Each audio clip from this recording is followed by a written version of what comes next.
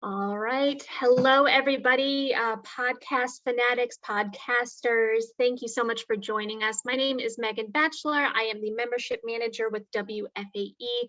I want to thank you all for joining today's session, Giving Voice to Immigrant Communities. We're going to jump into the often unheard perspective of immigrants through podcasting. I want to, of course, thank our sponsor for the festival, Ortho Carolina, as well as our partners, Blumenthal Performing Arts, the Queen City Podcast Network, and Eclex Creative Agency. Before we get started, I'd like to do a few housekeeping notes. Please use the chat feature to introduce yourselves in the audience, introduce your podcasts. WFAE moderators will be sharing links and information referenced throughout the session in there as well, so you can follow along. If you'd like to ask questions of our panel individually or as a group, please use the Q&A feature down below in the webinar. And of course, a reminder that the only way we are able to host a free podcast festival and to provide news, information, and all of the WFAE podcasts is through member support. I hope you'll take a moment after this podcast session during the giving season and contribute what you can to keep WFAE strong and become a member of WFAE. You can give at WFAE.org or send a tip through Venmo at WFAE Radio. And then without any further ado, I am thrilled to introduce our moderator for this session, WFAE and La Noticia reporter, Maria Ramirez Uribe. Hello, everyone. I'm really excited to be moderating this session, Giving Voice to Immigrant Communities. I'm excited for everyone that's here. Please make sure if you have any questions throughout our session that you use the Q&A button on your screens and you ask us those questions, and I'll make sure that our participants get those answered for you all.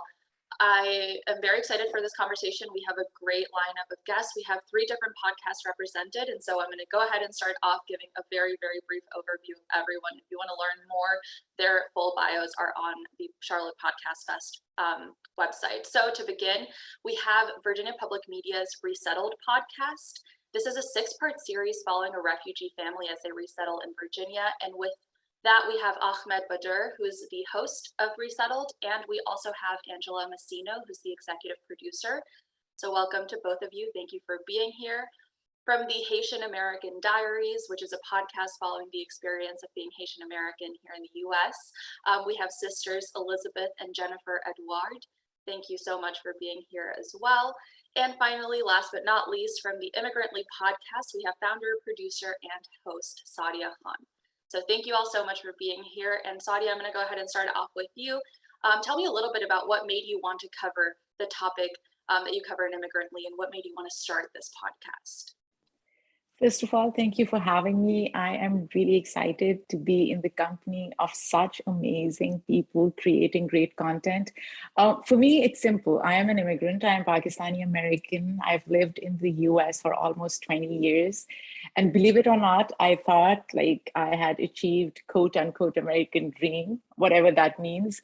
But then since 2016, I started hearing a lot of negativity around immigrant identity in America. And this is not something new. I did face a few incidents of microaggression, but it was something that I would just brush off. And I was like, it's not a big deal. And what I realized was that mainstream media presents very one-dimensional narratives of what it means to be an immigrant in America.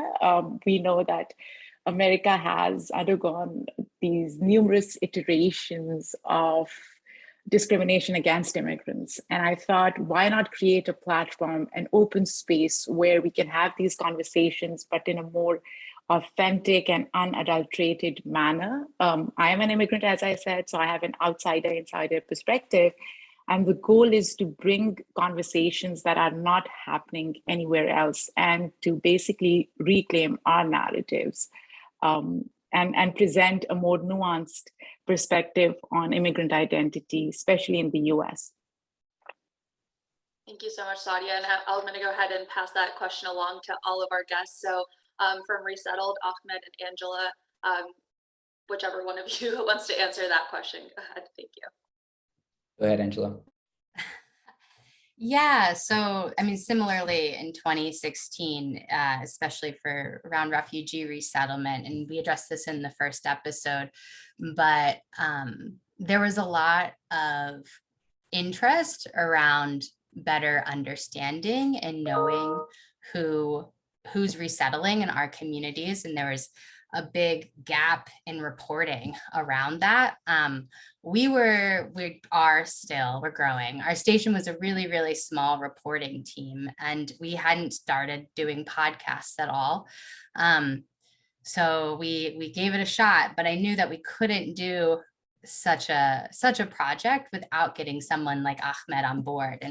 And so bringing Ahmed and really building a team that was smart and understood the issues and could actually really push back against dominant narratives.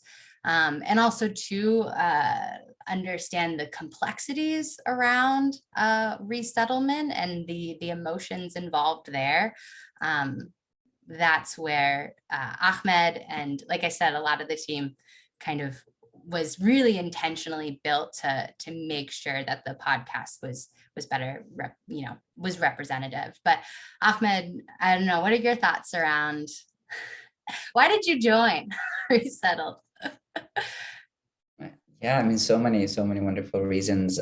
So for just background and context, all of my work is around kind of this intersection of creativity, displacement and storytelling, and agency and narrative power. And so I've been able over the past 5-6 years to kind of work on this issue or these issues and their intersections through podcasts, fellowships, kind of different publishing platforms of an organization that works specifically with refugee youth and publishing and leadership. And I had done a podcast before Resettled focused on the stories of young migrants and refugees for the UN Migration Agency. And that's actually how we initially connected. And Angela initially reached out. And what really drew me to this project is that kind of acknowledgement of the complexity of this issue, but beyond that acknowledgement, a commitment to engaging with that complexity in a really thoughtful and community-centered and community-informed way. And that was, I came in about, say, probably halfway through the project, or maybe a bit further out. The project was already kind of fully formed. Angela had done a lot of the reporting already. And so the community aspect of it was already established, it was already informed. There was a lot of community engagement that happened before anything was even recorded. And so once I realized that that's what was happening and that's what will continue happening, it was a no-brainer to join and to be part of the incredible team.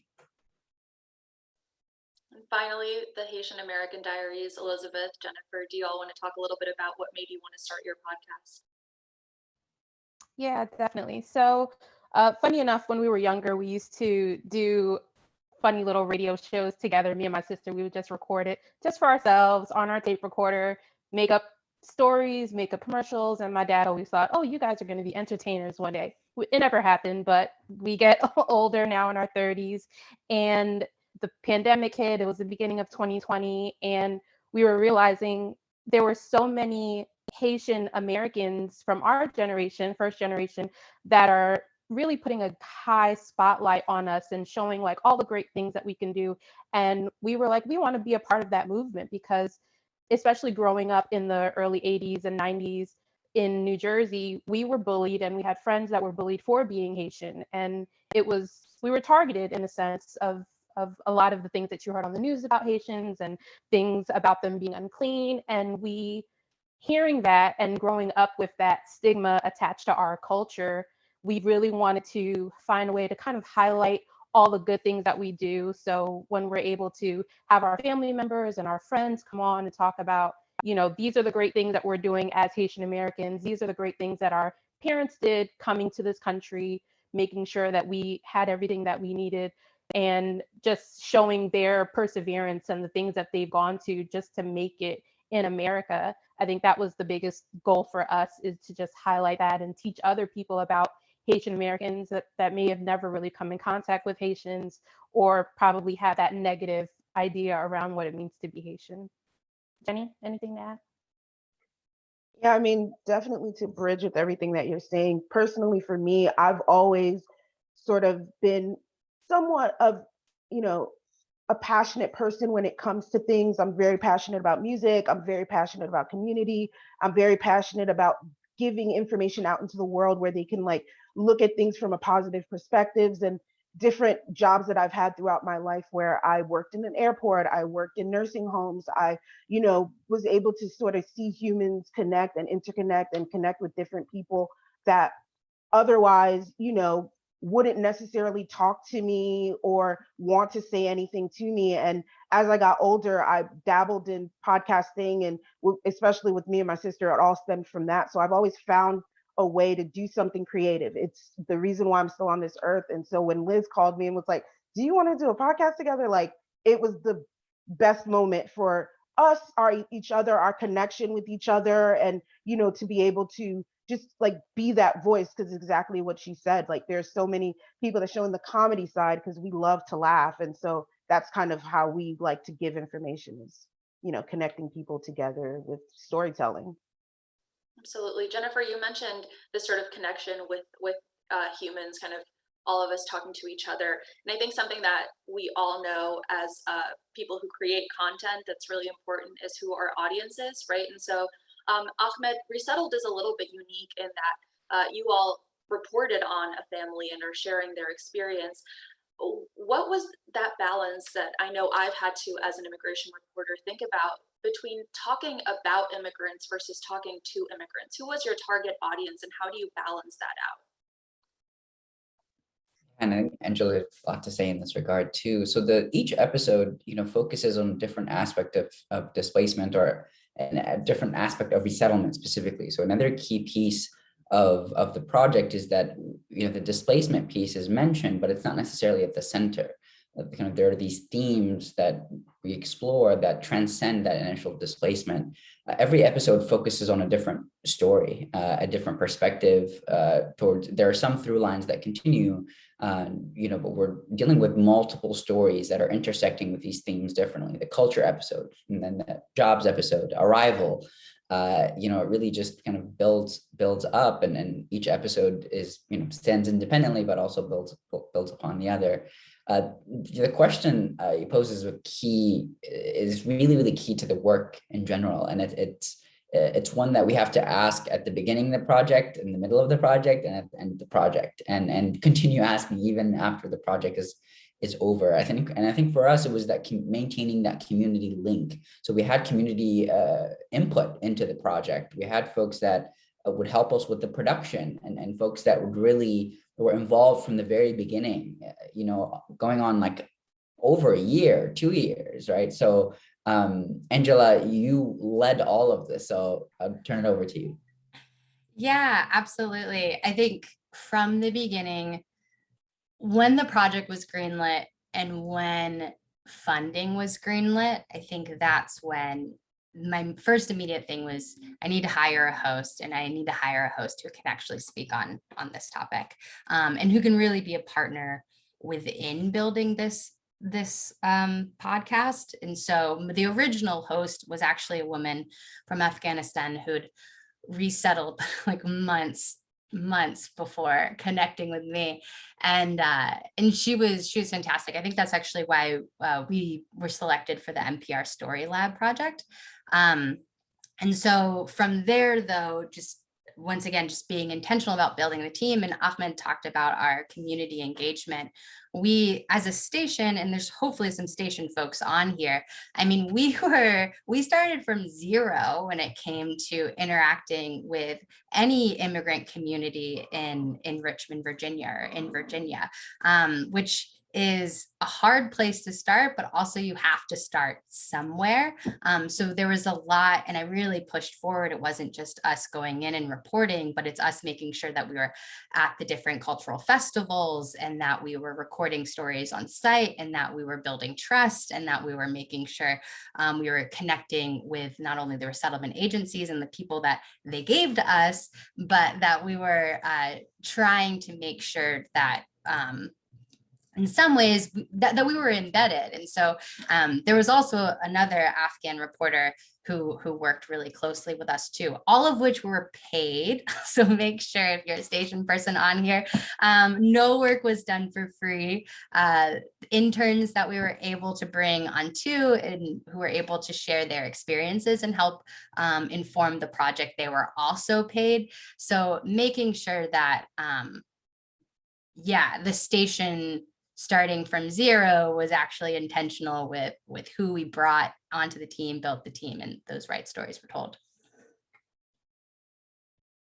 And I want to kind of broaden and open up that question to the rest of the participants. If any of you all want to discuss, Jennifer, Saadia, or Elizabeth, about this sort of balance between speaking to immigrants versus about immigrants, and if you had to choose one of the sides.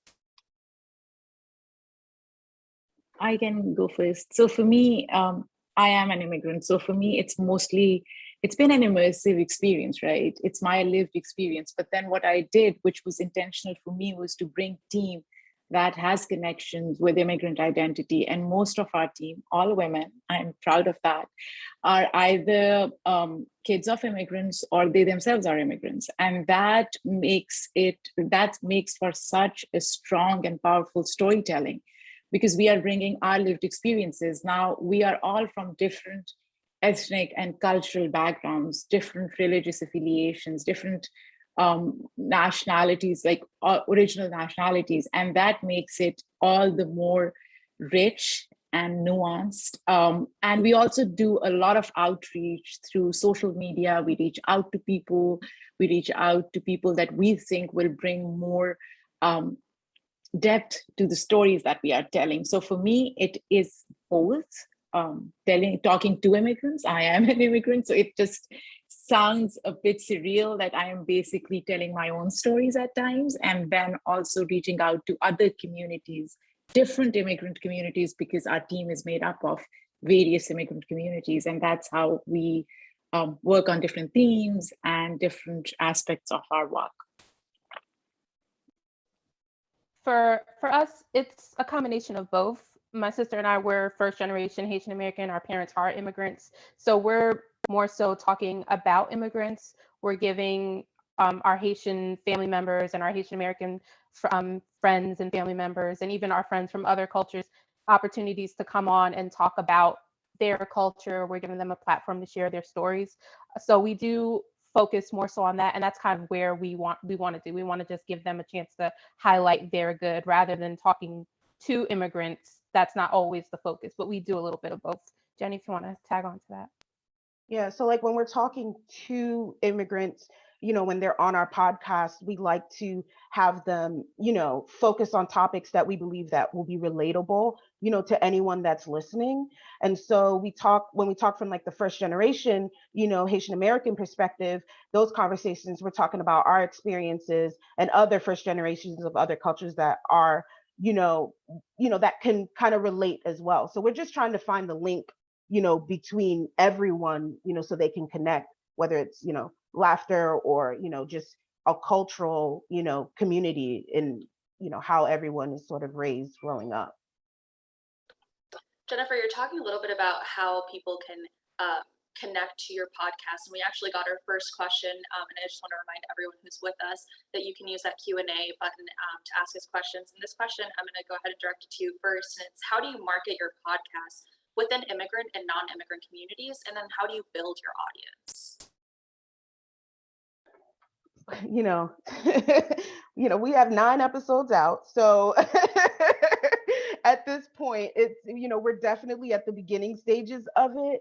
I think for me, it's all about the communities that are outside of what we're doing. I'm huge in the music community in Atlanta as well. So, a lot of my friends are listeners, and a lot of people that are interested and, have heard me tell stories. So that's where we are right now. And I think it's just anyone that's really interested in storytelling. When you think about, a drive, when you're driving a long journey or something, what do you want to hear? What do you want to ingest? So, I'm really happy that we've been able to sort of like take our time with this and really understand and not have so much pressure in the marketing, side of things, and just really sort of like nurture the story, nurture the episode, and really like build up on our talents on ways of telling stories, because we're just experimenting. So I think that, for me, I'm in the experimenting phase and it's fun. I really like it.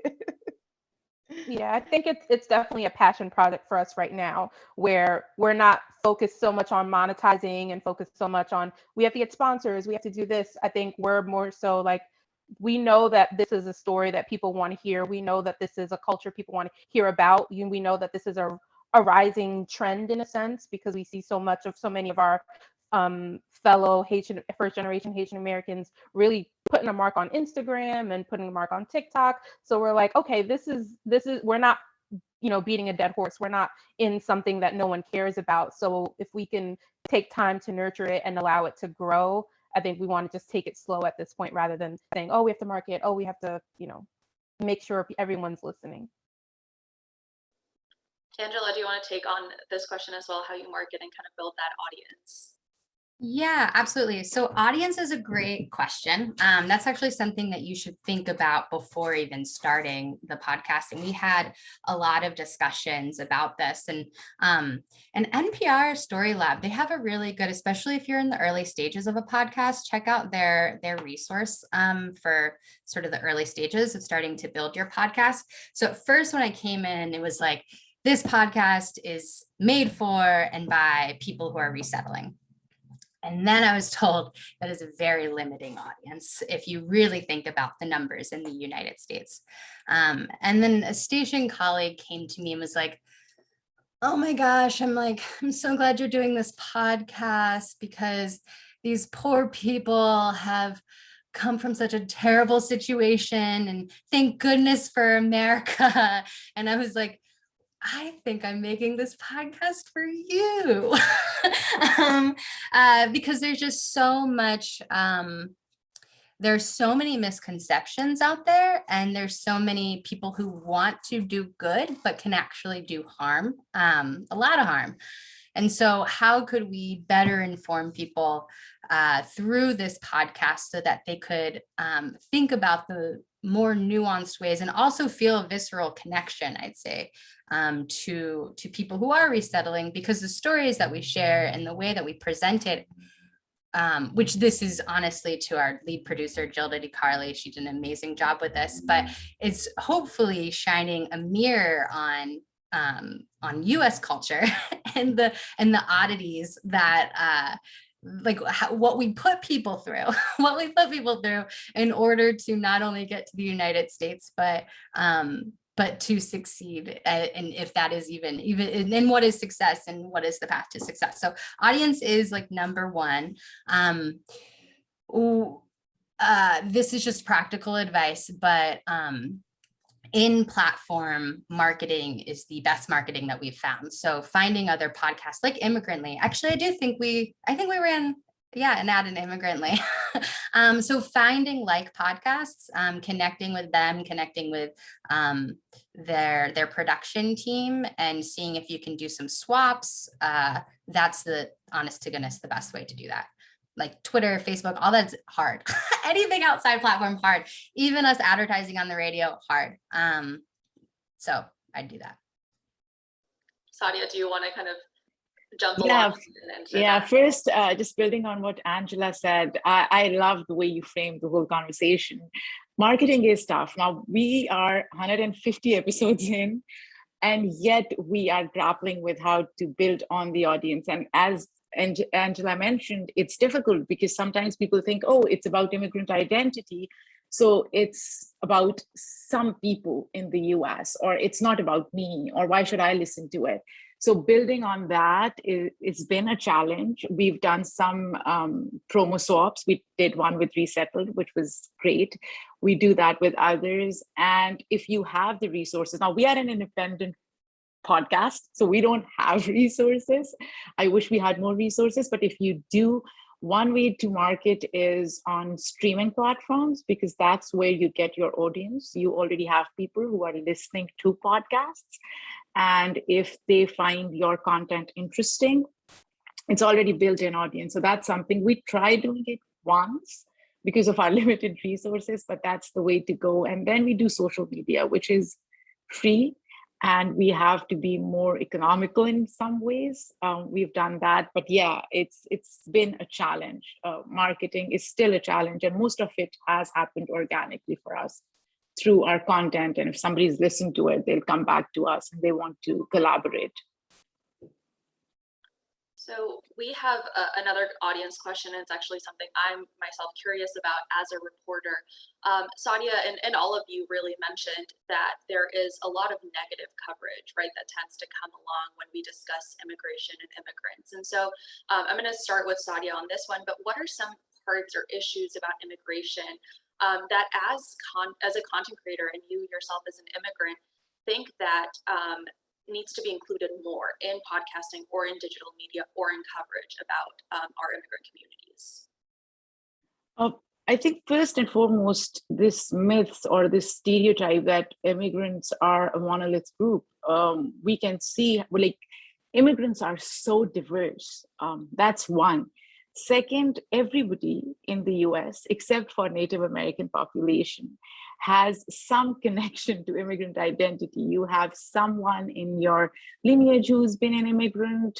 We are newcomers. Others have come here 2-3 generations removed. And the way I see it, it's only, I think, the time. So I came like 15 years ago, somebody came 100 years ago. That's the difference. And then the idea that somehow immigrant identity has become, it is more othering and divisive now than it was when I came to the US in the early 2000s. And that's mostly because of how we are creating narratives and presenting them. Now, we did an episode on British colonialism and its impact on migration patterns, looking at US foreign policy, looking at historical context of what drives immigration, why people are here, what does it mean, is so important. And then, as Angela said, I see that in like on mainstream media, at least, immigrants are contextualized either within the context of grief or guilt. There is nothing else that you hear about. Immigrants, like everybody else, have weaknesses, vulnerabilities, strengths, resilience, emotions. They get up in the morning, they think about jobs, kids, life, dating. That's what we need to talk about rather than talking about only grief and guilt. So, yeah. Thank you, Saadia. And I'm going to go ahead and Elizabeth, if you want to answer that as well, since you also mentioned with the creation of the Haitian American Diaries, this sort of lack of or negative media coverage. I think I want to tack on to what Saadia is saying, that although we are very different, I think there is a lot of the focus on the differences, like how Haitians maybe are growing up and they don't have as many resources and everything. But at the same time, when you think about it, when we're coming to the US, we all have the same goals in mind. It's the same goals to succeed. It's the same goals to send our children to school. It's the same goals to work hard and make money and build within this country. I think when other people look at immigrants, it's like, oh, they're coming into the United States and they're just wanting to ruin the country, or they don't understand how the United States works, or there's so many major differences with how their culture is in a different country rather than in the US. But it's the same core values. We all want to come here. We all want to succeed. We all care about our children. We all have love in our hearts. I think there's always that negative focus on those things, and no one's really understanding, like, we all have the same goal in mind for life, to live that American dream. It's all the same for everyone. Ahmed, you do a lot of this in your work. Sorry. Go ahead. Yeah, Ahmed, I don't know if you want to talk about it, because this is like your life's work.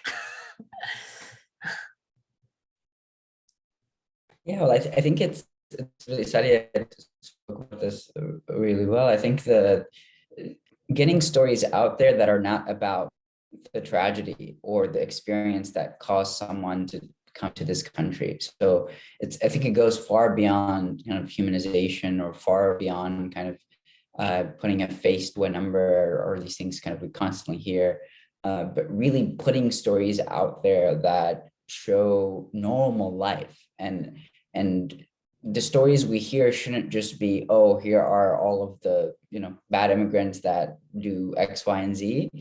And on this other side, here are the extraordinary ones that are doing such amazing work. And, we need more like them. So therefore we should increase refugee admissions, whatever kind of the argument is. And so we need more stories that are just of normal humans that are trying to, make, their lives better and the lives of their children better. And I think that's what we try to do with Resettled, is just at least create the space for those stories to come to life, and then collaborate with communities to be able to bring them to life. So I think the answer to that question is that we just need more stories that are nuanced, that are more representative of normal lives. And by normal, I mean just not dramatic in one way or another. If they can be, if that's what they are, but those shouldn't be the only stories that we're telling. And so I think a deeper focus on the stories in between and these struggles that I think all of us experience in one way, shape, or form. Every episode of Resettled, whether it's trying to find a job, or arriving for the first time and trying to figure out where you're going to live, or the cultural piece, there's moments that are actually very amusing and funny, as well as moments that are very difficult and are difficult to listen to and difficult to imagine. And so I think we need both. We need that complexity. We need the pain and we need the joy, and we need the kind of the challenges, and we need the victories. And then we need to have kind of more holistic approach, or a more holistic ecosystem for these stories to exist. It's not just us seeking out those stories, but I think at least, this is what I'm trying to do as a movement altogether, create an ecosystem for the not just the publishing, but the distribution of work around the work of displaced communities, resettled communities, especially those of young people. So we just need more stories that are nuanced. Absolutely. And so, Saadia, one thing you mentioned, and it's actually something I had written down as one of my potential questions, is that we are kind of seen as monoliths, right? All of us as immigrants are kind of placed in a box because we check off a box that says that we were not born in the US. And so how do you, and I think Immigrantly does this so beautifully, how do you ensure that you're highlighting these diverse immigrant communities and experiences that are so different from maybe your own or from someone else's on your team? It goes back to just trying to create authentic narratives, right? So that's our goal. That's very intentional for us at Immigrantly. We try to be as true to what we are trying to represent, and at the same time represent stories, as everybody's mentioned, that are more nuanced. So that's a constant thing for us. It's basically Immigrantly's mission to do that. And that's how we approach our guests. That's how we, as team, we sit down and we brainstorm and we see what kind of stories we are putting out there and how they are more inclusive. Because I want to say one more thing. What I've seen as an immigrant to the US is that a lot of immigrant communities and even minority groups, they sometimes work in silos, right? So there are somebody who's focused on just one identity or one group, and that's absolutely fine. But what I realized was that it's so important to do coalition building and to have those cross-cultural, ethnic, national conversations, because that's for us a reflective, introspective moment as well, because I have learned so much through process. I have learned so much about other communities that I wasn't aware of, right? I'm a Pakistani American immigrant who spent most of her life in US with quote unquote South Asian diaspora. And for me, getting out of that and to have a better understanding of other communities that exist within US was such a humbling, but also a very beautiful experience. And I think that's what we have to do internally as well, not just for others, but for ourselves. And it's a profound learning curve. That's what I would say. Yeah. And I'll go ahead and open that question to the rest of the panel. If anyone has anything to say about kind of highlighting these immigrant communities that are so diverse, maybe different from our own, and not sort of sticking to that sort of monolithic narrative. I think for us, we don't always just focus on the Haitian culture. We have friends who are Ecuadorian or Jamaican or Italian that have been on, and they've had the opportunity to talk about the uniqueness of their culture and really take the time to tell other people their stories. So when you do listen to our podcast, you're not just hearing like, oh, it's only Haitian stories, it's only Haitian. You'll always hear a little sprinkling of something else, so you can learn about some, another culture that you might be also interested in. So I think we try to give that opportunity as well. Yeah, and I think definitely by, telling their stories and doing that, then again, it's all about, finding the similarities rather than paying attention and focusing on the differences. This recently, because of the earthquake that just happened, obviously everyone, as you were talking about mainstream media, all of that was going on. And we were like, you know what? We know someone in Haiti that experienced the earthquake. Let's talk to them and have them tell us their experience and let them, share their story. And then we had it translated, who our friend who's from Venezuela. And so, we wrote down the, script in a sense of, the words of what he was saying. We translated it for him and he just repeated what he said. And, people really started listening to that episode and just giving, a heart. Oh my goodness, he's a father. Oh my God, he's actually a musician, and just giving, a, a story to this one group, and butch it all together as, just that. Yeah, I think there are a lot of universal themes, and then where the nuance comes in is in the details and making sure to get those details right and to not make assumptions. And I just challenge all sort of podcasters on here, especially if no matter what your background is, if you're reporting really on anything, that's just a basic practice. But yeah, and those details too provide so much color to the piece and to the reporting project. And I think that's where we can have more sort of interesting conversations. And yeah. All right, so my next question, and this I'm going to go ahead and throw it to Ahmed.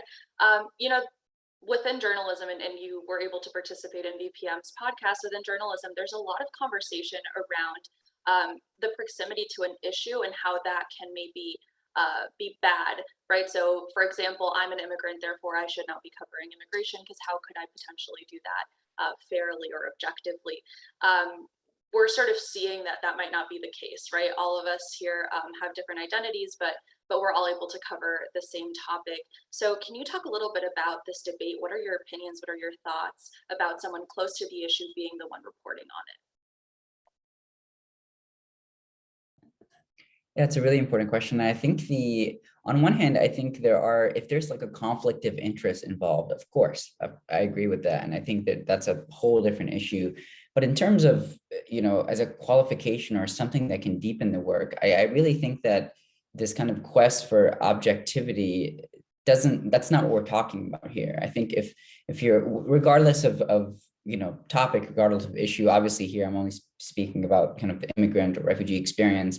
And if you do that work, it's been my experience, and I've witnessed this over and over again, that it actually makes the work better, because all of a sudden what that community is, where it's coming from. And if you don't, you have the tools to enter that space in ways that make others feel comfortable enough to tell you what they need and what they don't need. And so if anything, it's part of it is about entering a space and being kind of self-aware enough and aware and open enough to be able to realize that, and we talk about immigrant experiences, refugee experiences, it also applies to us doing the work, because just because we've experienced that experience doesn't mean that we are the end all be all for how that experience should be expressed, whether it's through our podcast or other projects. And so I think that another key piece is that self-awareness. And I think if you are very close or proximate to an issue, you need that self-awareness to be able to really do the work in a way that's really responsible and that's community-centered and community informed. And so I think at the end of the day, it can only be a positive, something that can work better, that can increase the depth of the work, the clarity of the work, the contextual background and preparation of the work. But that can't be possible without that humility and that self-awareness. and that kind of realization or acknowledgement that just because you're proximate to an issue doesn't mean that you have all the answers. So ultimately, I think it's very positive, but it has to be taken with responsibility and approached with a humility that makes the project all the better. Yeah, you're also then, I mean, because the opposite of that phrase would be then, yeah, because you're an immigrant, you can't report on immigrant issues.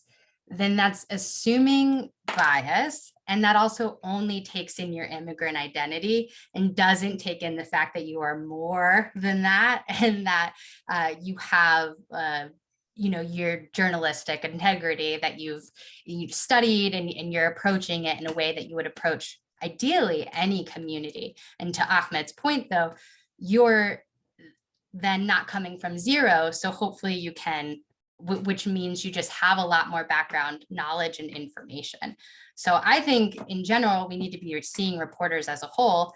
And the opposite of that is what we have been dealing with, which is a lot of reporters that don't have that background and then looking at the stories that are coming out there. So yeah, I would super challenge that assumption, because it goes beyond immigrants. It gets into almost any topic. That's saying if you've experienced anything, if you've experienced just homelessness, you can never cover homeless issues. Like, no. I'm going to go ahead and open that up to Saadia, Jennifer, or Elizabeth. You all want to share something as well with that? I had a guest on our podcast, and she said something that really stuck with me. Her name is Saadia Rao, amazing person. She said, there is no doubt in our minds that anybody can tell our stories. I don't have a doubt in my mind that anyone can tell our stories, but we can tell our stories better than everybody else. That's what I truly believe in. Now, I am not a journalist, I'm an activist, I'm a storyteller. So my perspective may be different. But at the same time, as Ahmed said, it's important to have that acknowledgement and awareness that our knowledge is limited. Even if I'm an immigrant, I have privileges that other immigrants don't have. And I will not understand their privileges unless I talk to them and try to understand their perspectives. So even from that perspective, we are, as we've been saying this, we are not a monolith group. So I don't claim to represent all immigrants, all Muslims, all women. Similarly, I don't claim to know everything. So having that conscious effort to have that craving for learning and knowing that we have limited knowledge and we don't know everything, and every day is a learning experience, but at the same time, being an immigrant gives me perspective that people who don't have that immigrant identity may not have. And that's something that I think is extremely important. It's funny. So we don't have 9 episodes, we have 24. I don't know what happened to the numbers in my head. But when we started our podcast, my sister and I just kind of did it for fun and expressing our stories, because we pretty much started, growing up in Newark, New Jersey, our experience being, first generation Haitian American, what that was like, and then our trips to Haiti. And so my sister's been like 3 times, I've been twice, but at pivotal point in our, sort of like I was 14 and then again I was like 24, 25. And so when we told those stories, our parents had some issue in the way we expressed some of our experiences being in Haiti. And it wasn't that they were, they just weren't favorable, I guess, for them. And so, after a while, we started censoring ourselves a bit. And then my dad kind of like took a step back and he was like, I realized that this is coming from your perspective. And so in recognizing that, he kind of wasn't so, I guess, protective of, what we were, because it was nothing negative, but, a lot of times in different conditions all over the world, you're experiencing something different. So I think that, being able to sort of like have empathy in how we're saying things, have tact in how you're expressing something, but, also recognize you can possibly offend people, too. It's it's definitely a fine line in sort of storytelling and, expressing your experiences. And I think no matter how close or far you are from the story that you're telling, you're always, like Saadia said, you're always learning something. We had our dad on, and he's telling stories that, I mean, he's told a story since we were little kids, and he was telling stories that were like, wow, I've never heard that. I don't even remember this happening. Did this actually happening? So just giving yourself the opportunity to say, like, I am going to learn more. I may think I know everything about that person because I'm so close to it. I may think I know everything about that topic because I'm so close to it, but giving you that opportunity to expand your mind and say, okay, I'm going to also give that person a chance to highlight different things that I thought I knew about. I could tell you, oh, I can recite any of my dad's stories word for word. And then he tells a story and I'm like, oh, nope, that's not how I remembered it. That's not how it goes. So I think just allowing everyone to give that, just open the floor up for others, allow others to really voice the things the way they want to say it. We can't speak for everyone. And so, Yeah. Go ahead, Angela, go ahead. Oh, I just wanted to add, and then, and this is just some practical advice if you are reporting on any kind of community, but especially an English as a second language community, and you're writing in and out of quotes, just always, and this is why you need a good editor, is always, if you're paraphrasing something, you need to say, is that really what they meant? Is that what they're trying to say? I mean, we would go like line for line, being like, is that truly what they mean by that phrase? Am I representing their story correctly when I summarize things? So making sure you do that due diligence and don't, once again, make assumptions. Can I just add something to yes, what absolutely. Go ahead. Angela said? So English is not my first language. It's something that I grew up learning in Pakistan because it was a British colony prior to 1947. So it is a colonizer's language, but we still speak it fluently. But I think in other languages, I speak 5 languages. So I think in my native language. And sometimes where like English is always like set aside for more intellectual conversation for me. And when I'm emotional or when I have to express myself, it's more like my native languages. And I get what Angela is saying, because yes, sometimes what we say, we don't really mean, like it comes across as something else to people, especially in the US. And it's always confusing for me because I'm like, okay, this is what I meant. And they're like, okay, is that what you really meant? So yeah, that's like lost in translation sometimes. Yeah, so ask a lot of follow-up questions if you're questioning is that what they meant? Yeah, so as a reporter. That kind of beautifully transitions to my other question that I had, which is, and this is interesting, my dad actually has the saying that in English he says what he can say, and in Spanish he says what he wants to say. And so kind of as we discussed, right, we are not a monolith community. Immigrants are from all walks of life, all countries. And so I'm going to go ahead and ask maybe Angela this first, but how do you kind of balance that sort of cultural diversity and kind of potential barrier, not only culturally, but also, of course, in communication and language? Building relationships is probably, I mean, there's a lot of tape that we gathered that is not on the podcast. And there's a lot of tape we don't have that I wish we had, but in the end actually led to a better tape down the line because of those relationships. If there is a language barrier, that is where you need and I am limited by one language, and I understand that limit, and like the power of being able to speak 5 languages is amazing, Saadia. So making sure you get a translator, and then also even with the translator, you have to ask, is that really what they're saying? Is that what they're trying to say?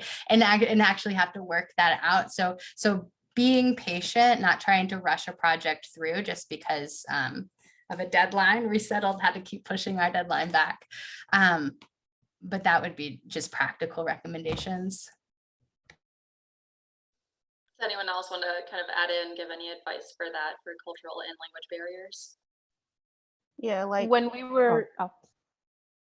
were doing our episode where we did have our family friend from Haiti go on, and tell his story. We had him tell it, and then we had someone come on and recite what he was saying. And it was, like you were saying, it did push that timeline way back. So I think giving yourself that buffer and saying, this is going to take some time, because it was a lot of back and forth between like my dad and my dad saying, that's not what he's saying, that's not what he meant. I said, okay, this is what I hear him saying. My dad said, nope, that's not what he means by that word. You're trying to translate word for word, but you need to translate the feeling as well, because there's a feeling behind it that you're not getting when you're trying to say, oh, he said he was crying. And it's like, no, he didn't say he was crying. He said he felt sorrow. There's a difference. And I think making sure that you're paying attention to those things, because a lot of times people don't. They're just like, oh, well, and I think even if you go back to, there was that whole controversy with like the that TV show on Netflix, and they're like, oh, they didn't translate the words properly. And if you really look at what they were really trying to say, that's not what they put in the subtitles.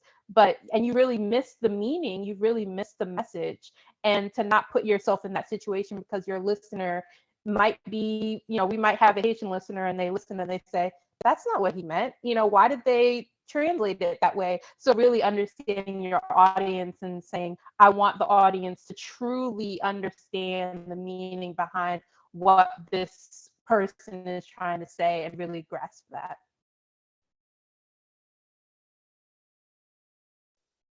All right. Saadia, is there anything you want to add to that? I think everybody's covered pretty much everything. I did work as an interpreter for human rights first, so I do have some idea of how this works, but it's just understanding what they really mean, because I myself grapple with it when I am having conversation with a guest. Sometimes I feel like what I'm really trying to say is not coming across because of how I articulate in English. So yeah, I think it's a constant struggle for me, not being a native speaker. But yeah, just being conscious of how, and especially as Elizabeth pointed out, emotions. What are they really trying to convey? It's we can translate, but if you don't get those emotions through to the audiences, then you're doing a disservice to whoever is your guest. And I'd like to add, I think, again, especially reflective of this panel right now, it's all about, finding that bridge and connection, especially when we have, other people of other cultures. It's all about the core values. We talk about food, we talk about music, and that's something that we all, love and enjoy together. So if we're able to kind of like weave in and, create a web of connection and community of different cultures, it really helps to, understand, or helps for the listener, to connect. Absolutely. Well, we are unfortunately reaching the end of our session. I want to say thank you so much to all of our participants, and I'm going to go ahead and give everyone the chance to just kind of wrap up, give us your sort of final thoughts, anything that we didn't cover that you'd like to add about giving voice to immigrant communities. And I'm going to go on my screen's order. So Angela, I'll start off with you. Yeah, I think I want to clarify. Resettled didn't give voice to anyone. We had the opportunity to provide a platform for stories and people who were already willing and open to share their stories.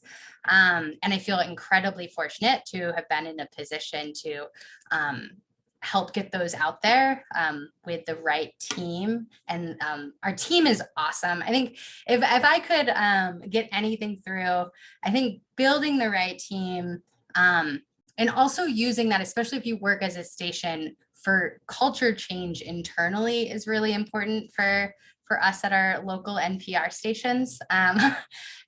So finding that right project where you can really make the case to hire the right voices you currently don't have at the station to make our local stations more representative of the community is something that I'm incredibly passionate about, and would love to talk with anybody here who might be listening if you want to connect with a virtual coffee. But yeah, that I guess for me, from my position, is what I'd like to get across. Ahmed, I'll throw it on to you as well.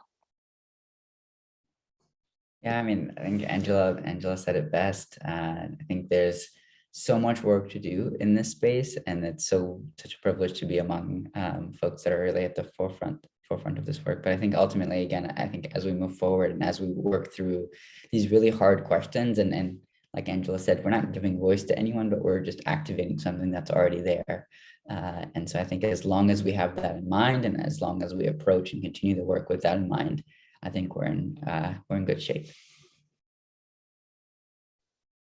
Jennifer, do you want to go next?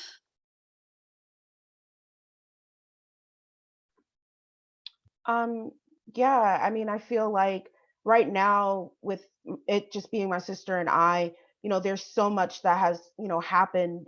Haiti is, I'm watching my parents look at their country like die, and so, we are still trying to figure out what our position and our role is. And I think, being here today and just connecting with other cultures and seeing, how everyone's just trying to bring a voice, I think for us, we hope to be able to do that. We hope to be able to help in some way the people that we know personally, but we're just, kind of changing the narrative, even if it's just the two of us, the best that we can, while the, story is being pushed out. Elizabeth, any I final think thoughts? I would want to say be open-minded. As a podcaster or as a listener, be open-minded to listening about different cultures, listening about different topics. We've been really fortunate to be involved in things that we didn't think we would reach. We'd be involved in reaching people that we didn't think we'd be able to talk to. And we've even had, there's a podcast called Gen X Voice, and she has been so instrumental in like helping us promote things. And her podcast isn't even about culture or immigrants or anything, but her being open-minded to having two Haitian American girls come on her podcast and tell our story and reach out to her listeners. I think that has played a big role. We've had other podcasts, backpacking podcasts, let us come on and talk about our story. So I think that piece plays a big role in when you have other people that are not immigrants, because I don't think either of them are immigrants, that are still willing to share that platform with us and still willing to allow us to spread our story. Saadia, any final thoughts about giving voice to immigrant communities? As Angela said, we all have a voice. We just don't have enough platforms where we can voice our authentic perspectives. That's extremely important. And we know this, all of us know this, that America is going through an identity crisis of sorts. And to me, the road to discovery lies in having these tough conversations, having these uncomfortable conversations, normalizing immigrant identity, not othering it, which is so important because, as I said, immigrant identity has been taboo to the point where even immigrants who are naturalized citizens, I have friends who would say, oh, we are not immigrants. And I'm like, you are immigrants. So it's important to do that and to have, to reach across the aisle, and not just that, to transcend cultural and ethnic boundaries when it comes to this identity. There are Western European immigrants. We've had a few on our podcast. Immigrant identity doesn't mean a specific race or a specific ethnic cultural identity, and that is so important. And having fun conversations. Like our next season, we are doing love and relationships. So we are going to delve into that aspect of not just immigrant identity, but I think human experience. Well, once again, thank you all so much.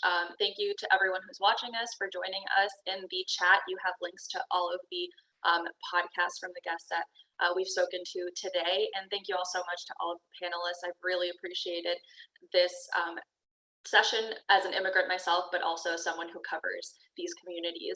And I just want to remind everyone that at 6 p.m. tonight, we have another session coming up that's making room for podcast diversity, inspiration, and community change. Again, that's at 6 p.m. tonight, and that's with Grace and Doctor, WFAE reporter, and the Making Room podcast. So if you all want to join, we'll see you all there. And I'm sure everyone who is interested in this session will be interested in that one as well. So thank you again.